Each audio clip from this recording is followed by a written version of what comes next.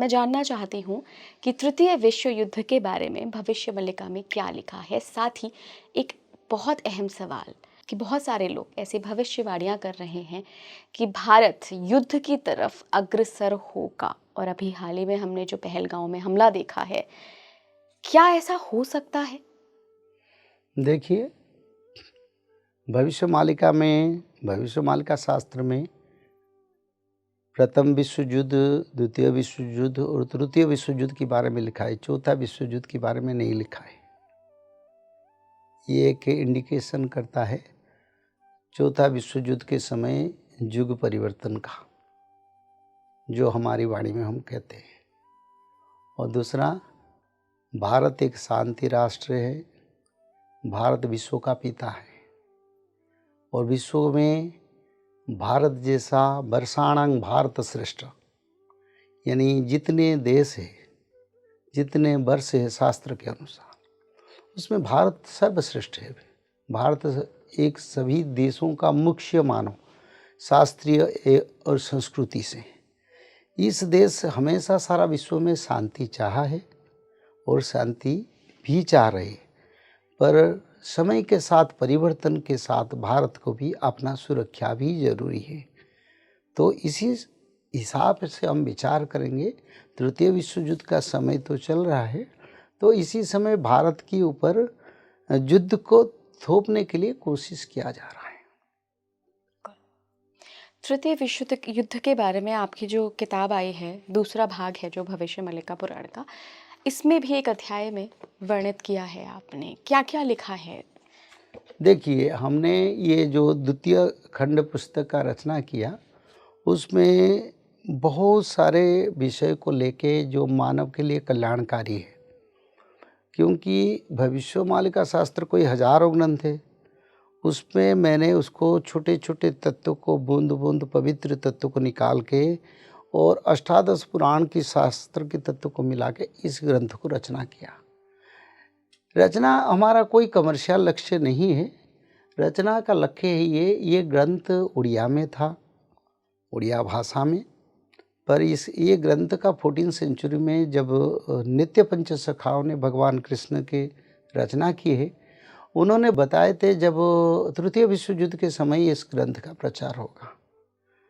तो ये शायद भगवान की इच्छा से हुए। कोई मानव चाहने से कवि नहीं बन सकता, गायक नहीं बन सकता, कोई ज्ञानी या बड़े नहीं बन सकता, सब भगवान का इच्छा से होता है। तो समय के अनुसार इस ग्रंथ का रचना हुआ और समय के अनुसार इसका प्रचार हुआ। ये समय निर्दिष्ट था पहले से उसका, जिस कार्य शायद भगवान के कृपा या अधमदास के द्वारा कर रहे हैं। गुरुजी, थर्ड वर्ल्ड वॉर की जब बात होती है तो देखिए, पाकिस्तान के पास भी परमाणु हथियार है, भारत के पास भी है, अमेरिका के पास भी है, चाइना के पास भी है। सब बड़े देशों के पास परमाणु हथियार हैं। अगर तृतीय विश्व युद्ध की तरफ पूरी पृथ्वी, पूरा वर्ल्ड आगे बढ़ता है तो फिर तो कुछ बचेगा ही नहीं, क्योंकि सबके पास तो परमाणु हथियार है। फिर मनुष्य जाति क्या, हर जानवर, हर एक स्पीसीज खत्म हो जाएगी। देखो, परमाणु शक्ति का रक्षक है अग्निदेव, उनकी प्रभु है भगवान महाविष्णु, जो इस समय कल की रूप से धरती पर धर्म संस्थापना करेंगे। तो मैंने जो पहले बताया था, कल की भगवान के नियंत्रण में है सब। परमाणु, मनुष्य कितना भी गलत कार्य करे, कितना भी सोचे, पर निर्णय लेना भगवान के ऊपर निर्भर करता है। तो परमाणु के माध्यम से अगर धरती नष्ट हो जाएगा तो भगवान कैसे इस धरती पर मानव सभ्यता को रखेंगे? क्योंकि इस समय तो ब्रह्म प्रलय नहीं है, क्योंकि इस समय छोटे छोटे प्रलय होके धर्म को जागरण के लिए होगा और नया युग परिवर्तन होगा। तो इसी हिसाब से परमाणु शक्ति के बारे में सब देश बताते हैं, सबके पास है, पर विनियोग जो होगा भगवान की इच्छा से होगा। उनकी इच्छा बिना ये कुछ नहीं कर पाएंगे।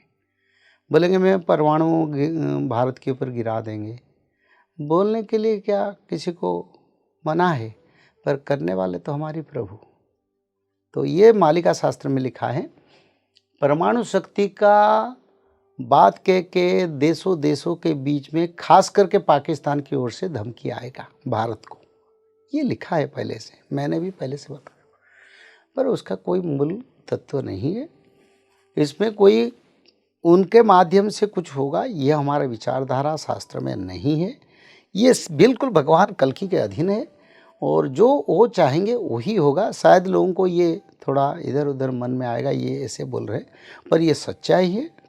इस सच्चाई यही है, क्योंकि एक जगह पर अच्युतानंद जी ने लिखे हैं, परमाणु बोमा का जो ज्वलन शक्ति वो भगवान कल्कि अपहरण कर लेंगे, यानी उनको विड्रॉ कर लेंगे।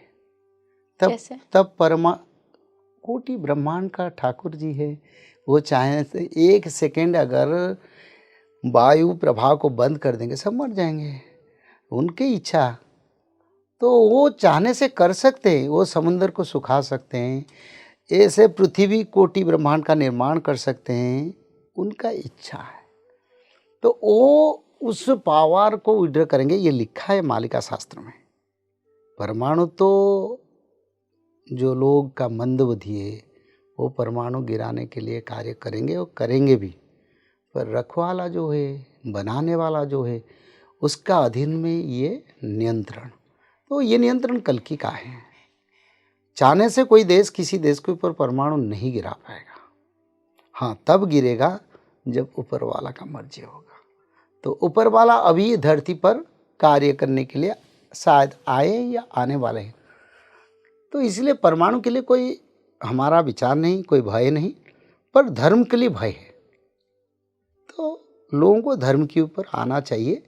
जो आधुनिकता बढ़ रहा है, सब लोग स्वार्थी बन रहे, कामना वासना मोह माया लोभ और अपना सुख सोच रहे हैं। ब्रह्मांड का कल्याण सोचे और सब में मनुष्य खुद को देखे और खुद को सब में देखे। इसमें मानव सभ्यता के लिए भगवान का कृपा मिले।